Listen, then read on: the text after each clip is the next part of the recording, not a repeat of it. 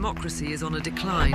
Authoritarianism is on the rise. Global freedom has eroded for the 18th consecutive year.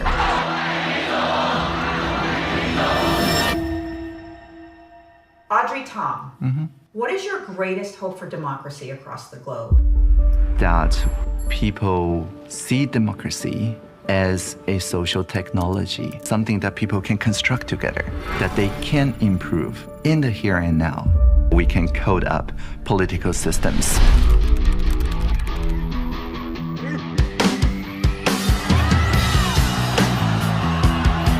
The Sunflower Movement was a real turning point for Taiwan's democracy. When the Sunflower Movement happened, I said to my colleague, I have to leave now. Democracy needs me.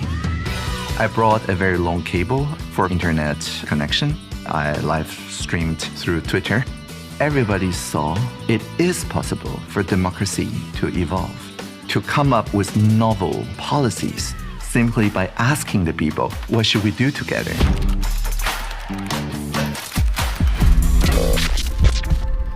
I was born with a heart defect, and one day I just fainted. I woke up in a hospital, and they told me the hole in my heart has grown. I could die.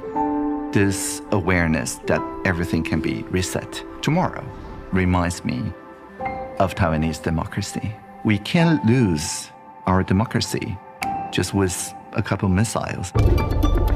I think there's a lot that the world can learn from Taiwan.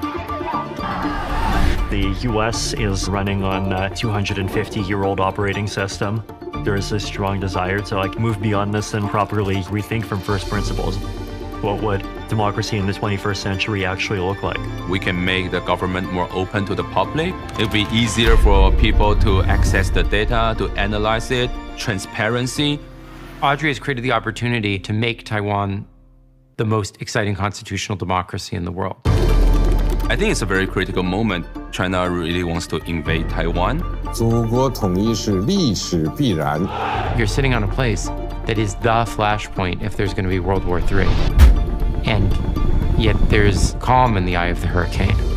And that calm, I think, emanates from all that Audrey's done. We can become co-creators of our democratic system, reconfiguring society in a way that is more transparent, more inclusive, more fair.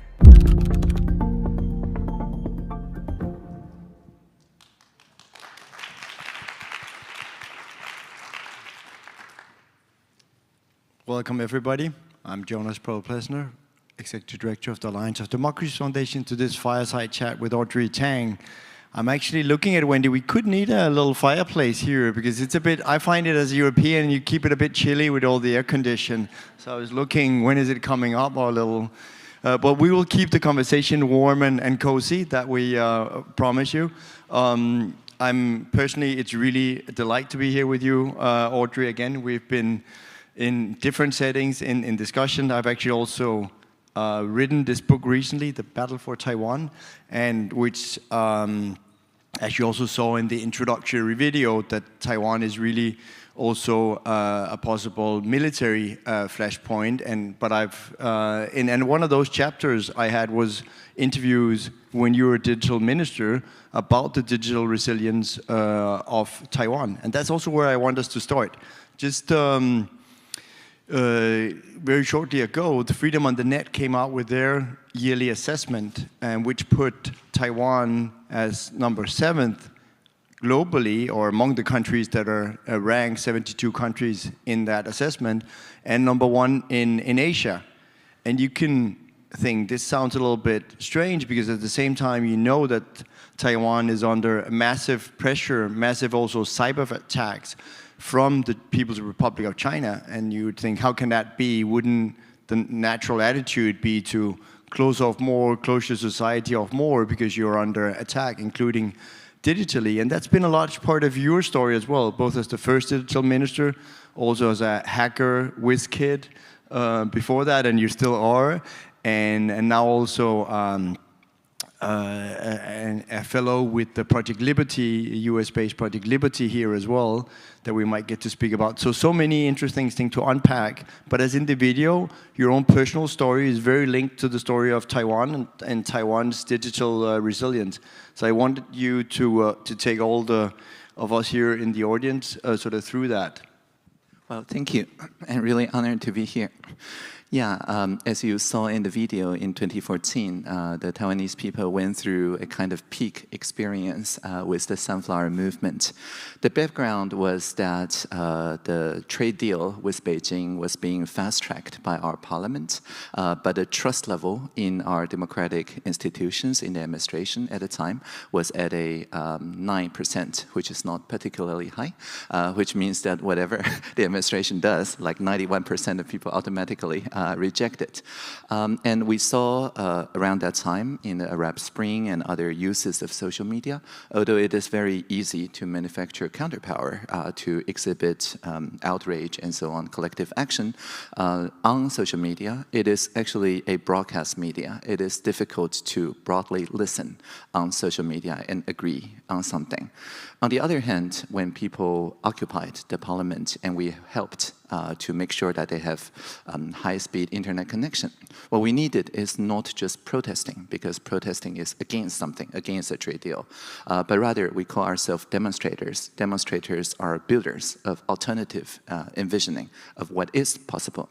So by occupying the parliament and demonstrating in a thoroughly nonviolent way for 3 weeks, what we did is that with 500,000 people on the street and many more online, we constructed broad listening systems so that when you physically or online goes to the occupied parliament, you can choose one of the 20 or so non-government organizations, civil society organizations, to participate in group-based dialogue. So instead of like social media, that amplifies one single viral voice. These dialogue networks ask people, like, what's your company registration number? And there's a helper system that shows exactly how does the trade deal affects you. Maybe you're interested in talking about the new 4G network with Huawei and ZTE.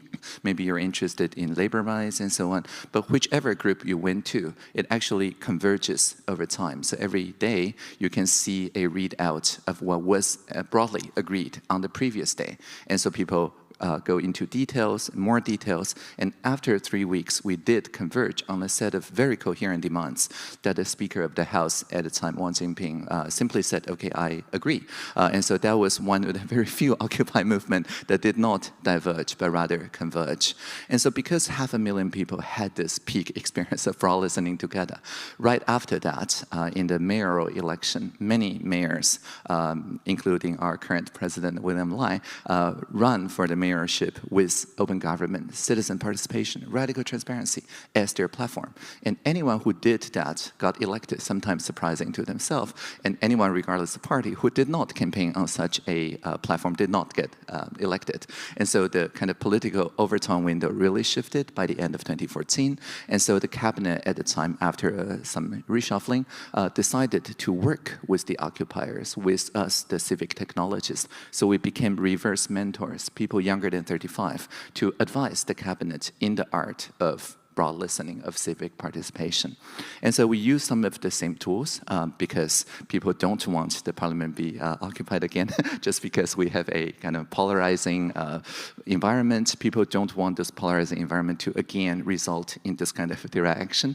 So we made sure that we can replicate that experience by using online platforms. So for issues that threaten to polarize the society and that foreign influence, malign influencers sometimes used to sow discord in our society, we made sure that on the civic platforms, such as Taiwan and so on, instead of in the social media where the more extreme ideas float to the top, we ensure that on this kind of pro-social media, you can still opinionate on your ideas about a public policy like Uber and so on. And you do see that people's different groups, different clusters, people feeling differently about this issue, but only the ideas that are bridge-making, only the idea that speaks broadly to different opposing groups do float to the top. And so it gives a very different sorting algorithm that are equally engaging, but then from the policymakers' viewpoint can very easily then let people have a group picture and see that we're actually, most of us agree with most of our neighbors most of the time on most of the topics, and so gradually heals and depolarizes the society. So we've been exercising that for like a decade now, and you see the trust level from the 9% to 2018 at 20-something% and so on, all the way to 2020 when the trust level was at 70%, and it has been quite stable since at around 60%. And so it's not like people have to blindly trust the democratic institutions, but the point here is that if we do make bridge making and broad listening kind of the alternate pro-social media to the more anti-social corner of social media, we can depolarize the society in a very systematic way. Thank you, Audrey. There were, this year in January, really pivotal elections in Taiwan that basically, you could say, sparked off this great big year of elections around the globe where we have the largest number of people heading to the polls.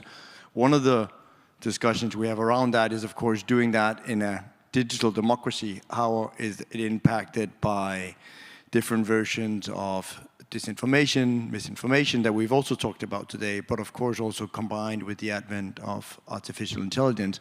So I wanted you to maybe walk us through again how Taiwan has done very specifically also this year and what we saw in the elections on Taiwan's sort of digital resilience.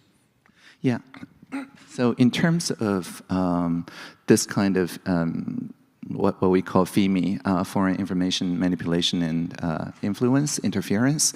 You heard probably yesterday the COFAX project talking about how instead of taking anything down, we add back the context. So it's like community notes on x.com where people can add context to anything that's trending, except COFAX does it in even end-to-end encrypted groups, so that people can, in the line group, which is like WhatsApp or Signal, long press something and then report that as probably disinformation, maybe rumor, and so on. And then there's a kind of shared clearinghouse where people can see what things are trending. And so we already knew, for example, that there will be deepfaked audios and video. We already knew that there will be attacks on election rigging and so on. So the strategy we used is not taking anything down, but rather what we call pre-bunking. Pre-bunking is this kind of inoculation of the mind, like letting people know that this kind of attacks are coming. Even 2 years ago, I deep-faked myself, showing exactly how it's done.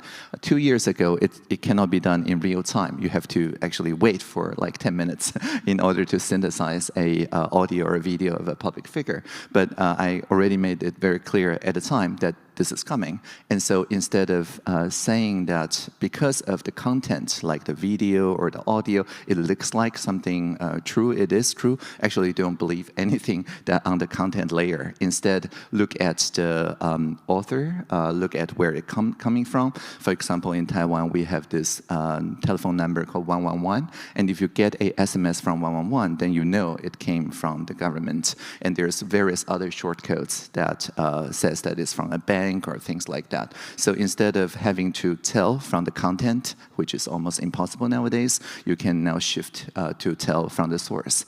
And so because people got exposed to this kind of pre-bunking for like more than 2 years, this year there was deepfaked video and audio, but arguably they backfired, especially on the presidential ticket when they tried to take down the William Lai, our current president. He actually beat the polls in the actual final tally, and many experts attribute that to the clear attribution and also the pre-bunking work. And so even if you did not anticipate the disinformation campaign, you can also simulate a pre-bunk if you debunk within 60 minutes, because then people get the debunk before they get the disinformation packet, and therefore, even when the disinformation goes viral, they already have this like immediate debunking that's going on. But in order to make that happen, we have to work very closely with the counter-disinformation ecosystem. So not just COFAX, but also the Taiwan Fact Check Center and Doublethink Lab, IORG, and so on, and also the leading antivirus companies, so that whichever client software you use, you have the same way to contribute to the context making, to look at disinformation. And so again, the context that is added by people that are broadly agreed by people of different parties and so on flow to the top and became kind of the rapid debunking message that we choose to use. And so that was how we, instead of hampering free speech, according to Freedom House, our Freedom on the Net score actually increased this year compared to last year, despite the Vimy attacks. No, that's great you underlined that also, that Taiwan actually have been rising in these last years, where a lot of other countries, or most countries, have been regressing. So, and even in a period where you would think, being under sort of a lot of cyber pressure from the People's Republic of China.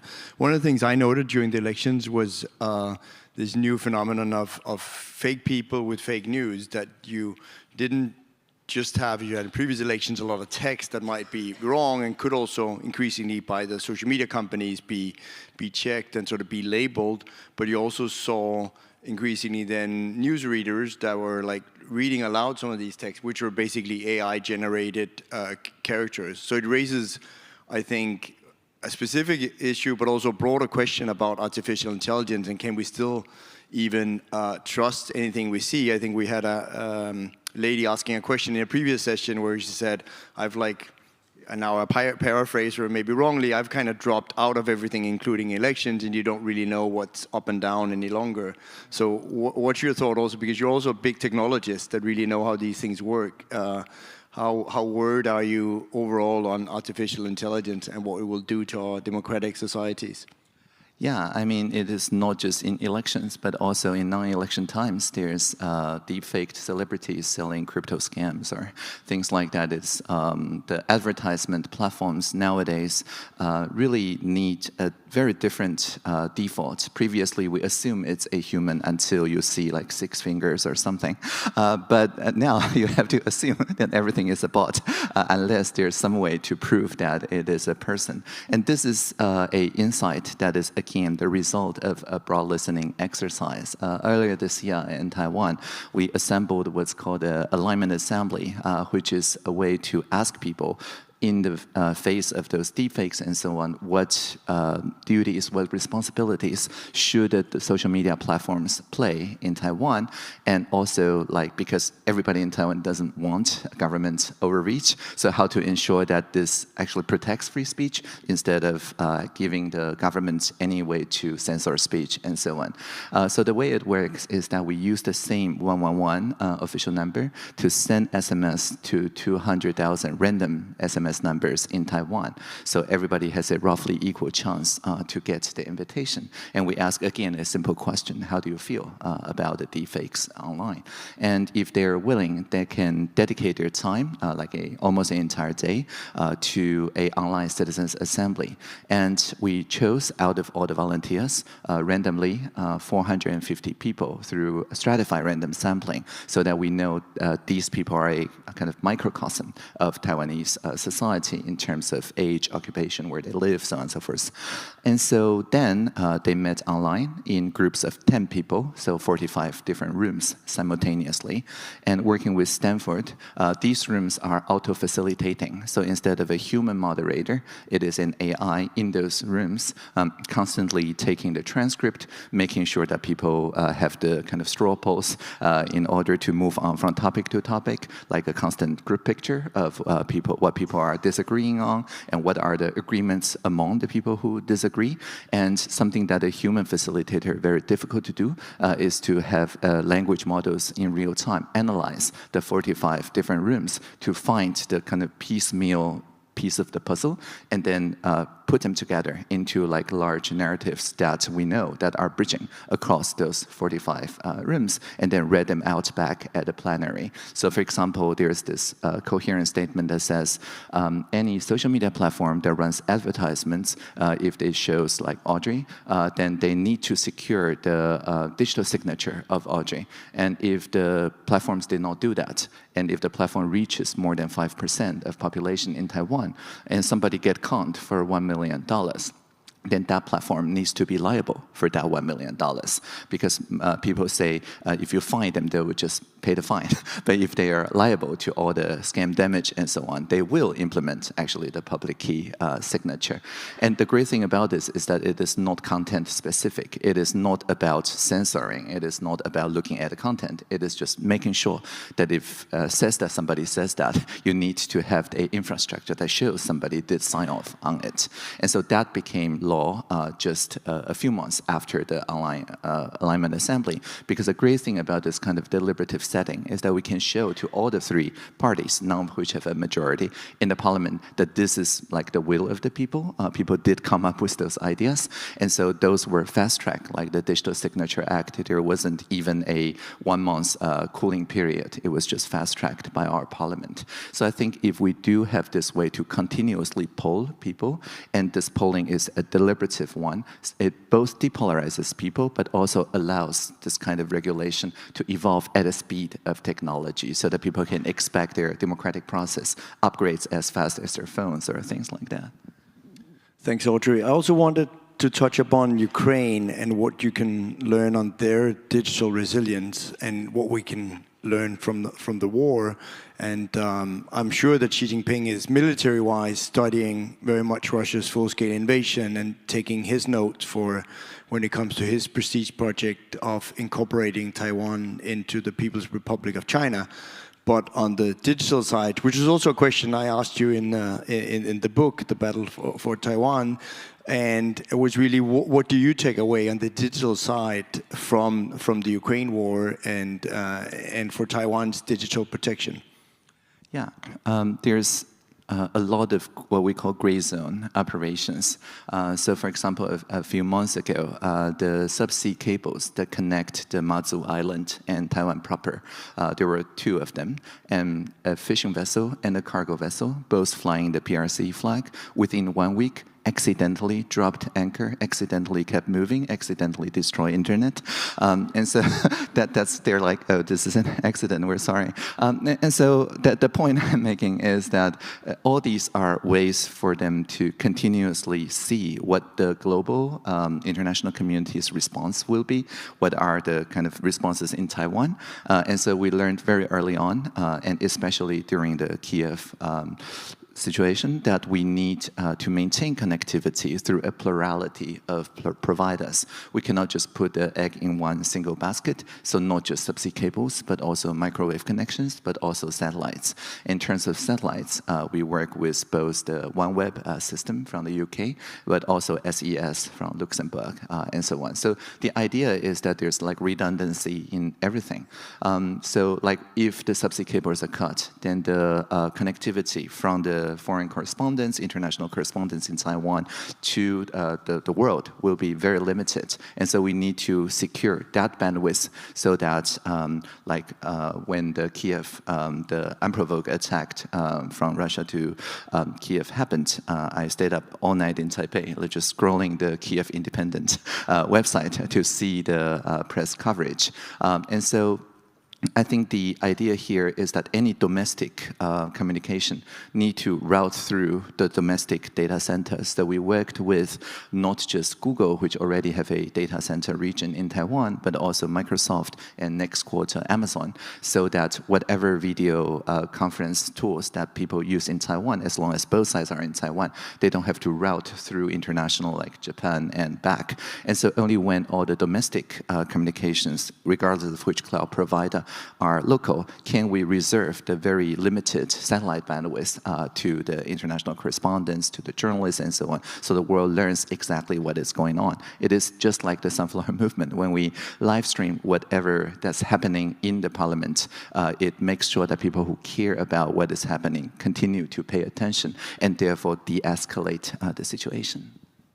And I know on the satellites as well, you're trying to, the same as you were saying, secure different providers as well. I mean, we saw with Ukraine that they have been very reliant on initially, generously enough, that Elon Musk offered free Starlink access, but then he, of course, later had new ideas on the war in Ukraine, and I think that you have mentioned as well, it's important for Taiwan, therefore, not to have all the eggs in one basket. Yeah, so in cybersecurity, there's this idea of assume breach. So whichever vendor that you use, you can assume that one of them is probably already breached. And so in this situation, what's called defense in depth means that you must use, like, ideally 3 or more different vendors in each layers of the system, so that even if one of the vendors are breached or defunct or somehow not working, then the attackers do not gain the ability to laterally move across different layers of the technological stack, but will be stopped by the other 2 vendors in the same layer of the stack. This is a free speech summit, so we again want to hear your thoughts, so you can start lining up to sort of ask questions. I will, meanwhile, go on with another question, which would be on, we had it over dinner as well last night, about TikTok. So in your new role as a senior project fellow with Project Liberty, that's also a part of their efforts, is to see if we can move from TikTok to a sort of free talk. And I think that's also something that will also, for the younger party, the audience that basically watches a lot of their news through TikTok. So that whole discussion of the fact that it's controlled by a PRC company, ByteDance initially, what does that mean? And what's here the process in the US for seeing a disinvestment of TikTok and maybe lead something completely different sort of model of social media? Yeah, there's a study, I think last year, about TikTok being a product market trap, meaning that if people use TikTok, more than 60% of them actually would like not to use TikTok, but not just themselves, but everybody else stop using TikTok. But if it's just you quitting TikTok, but your classmates and so on keep using it, the researchers found that then the researchers have to pay them like $59 or something a month in order to compensate for that loss. But if there is a way to make sure that everybody quits using TikTok around you, then a lot of people are willing to pay like $29 per month so that everybody quits. So it's basically a kind of lose-lose scheme for everyone, but anyone who migrates out first lose more, so nobody wants to migrate out first. And so it's a very interesting phenomena. So the idea of people's bid of TikTok is to solve this from a technical standpoint, because really the lock-in happens because the only way to consume TikTok content that somebody posts on the platform is to use TikTok and its recommendation algorithms to access it. But it is not like that for example, podcast. You can post on a platform and consume on another platform. Email, instant messaging nowadays with the Digital Market Act from the EU, they're all interoperable. And so the idea of the people's bid is to buy TikTok US and then make sure that anyone can launch a different viewing experience, use a different recommendation algorithm. We already know from research that if you sort not by addictiveness, but rather by bridge-making potential, like which videos, which content are more likely, so that people on both sides of the aisle of the political ideologies will find that as kind of healing or bridging or constructive and so on. If you sort by that instead, it does not decrease engagement. So it doesn't hurt the bottom line, but it results in a much better subjective quality of life using the TikTok platform.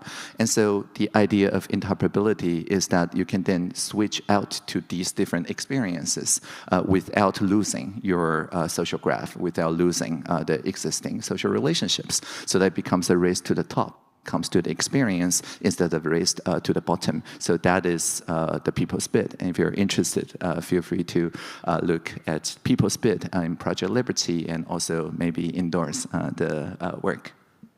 Thanks, Audrey, for it, because I think it's really exciting and could be, if this works out, one of the biggest revolution in the sort of internet and the social media space that we've seen in decades. So I really hope that that this project pans out. Jacob, first question.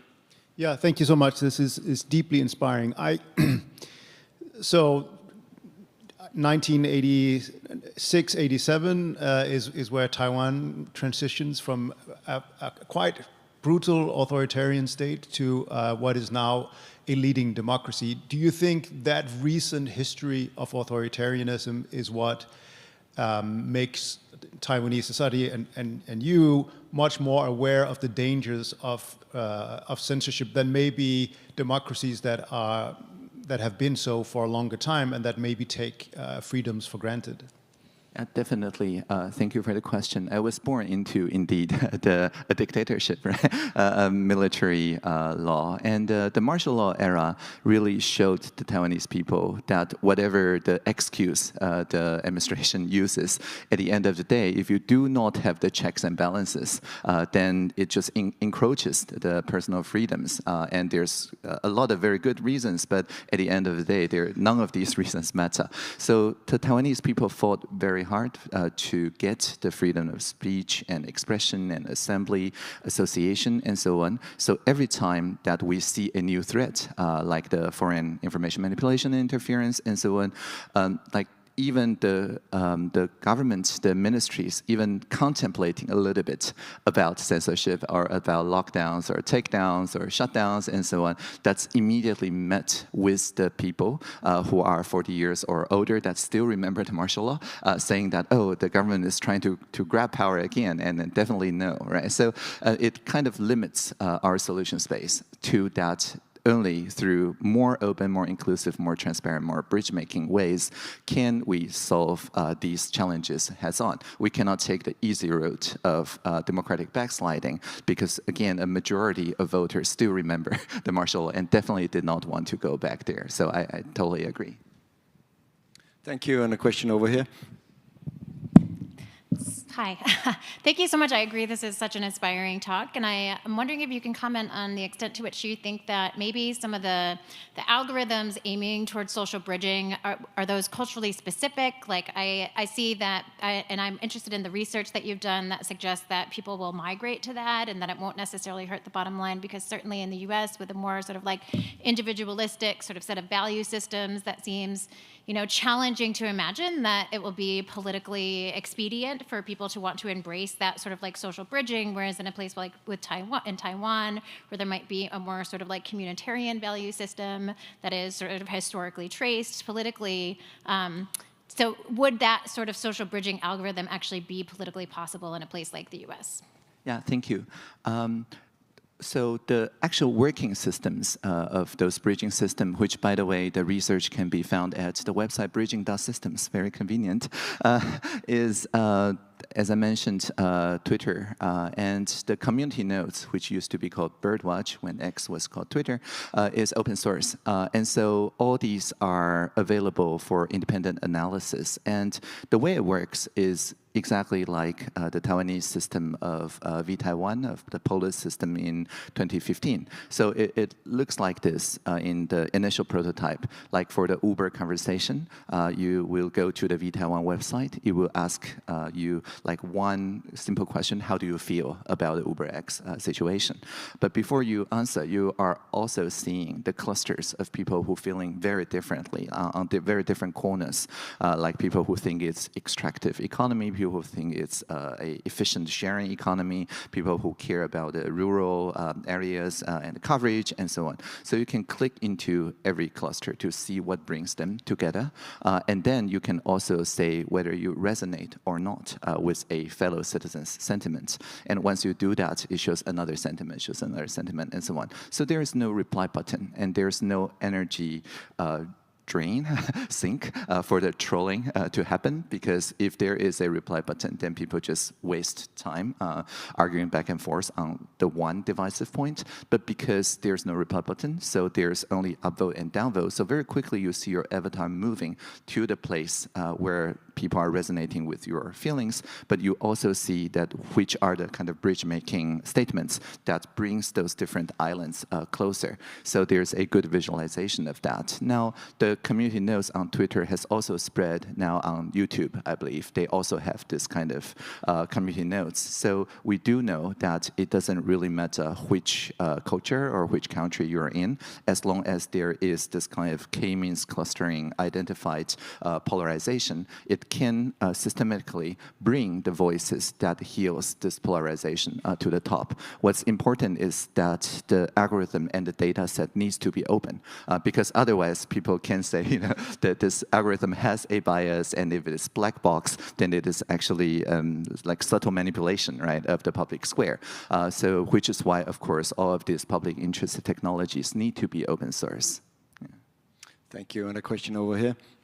Hi, I was just wondering, Taiwan's a much smaller country than the United States in terms of population and size. Do you think this is easy enough to scale up? I mean, it sounds like it the way you're talking, and maybe it's even more beneficial because there's so many more people here.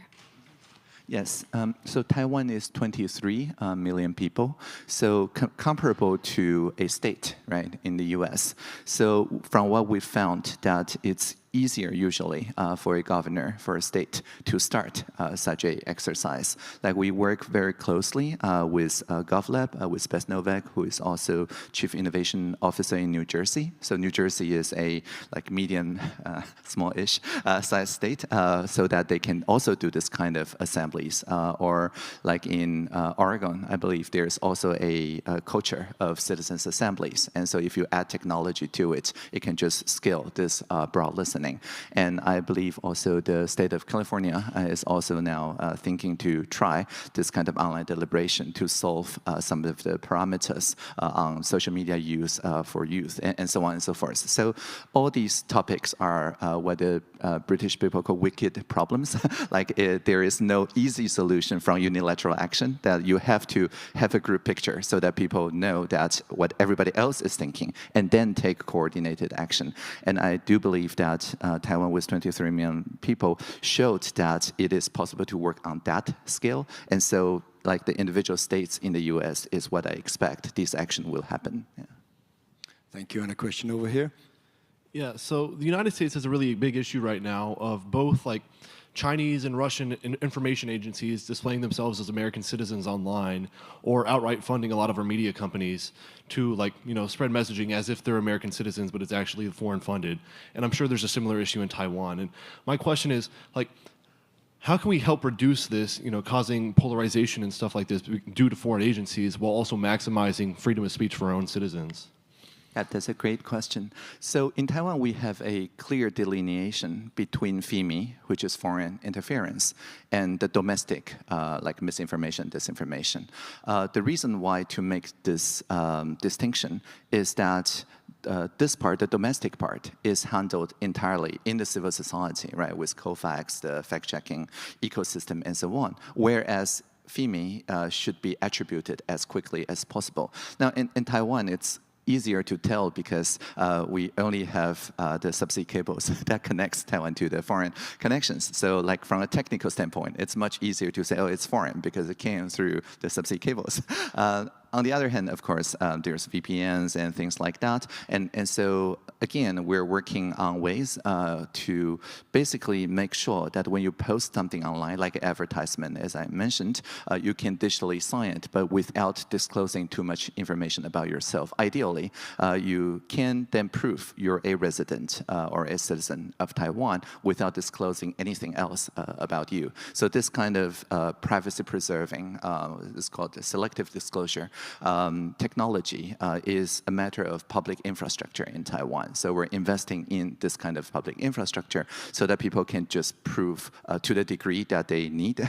It's called meronym, like proving part of their identity without disclosing anything personal about themselves. And anyone who cannot prove to this degree then can safely be assumed to be a bot. But whether it's a foreign bot or whether it's a local bot, it's kind of besides the question, because then we don't attribute the same kind of free speech rights to bots, right? So this is, I think, the technical way we're moving toward, and we see many other people around the world working together to establish the standard. So if you're interested in the technical part of it, you can look up personhood credentials, and it shows exactly how we must preserve privacy while having a way to resolve the issue of bot or not for once and for all.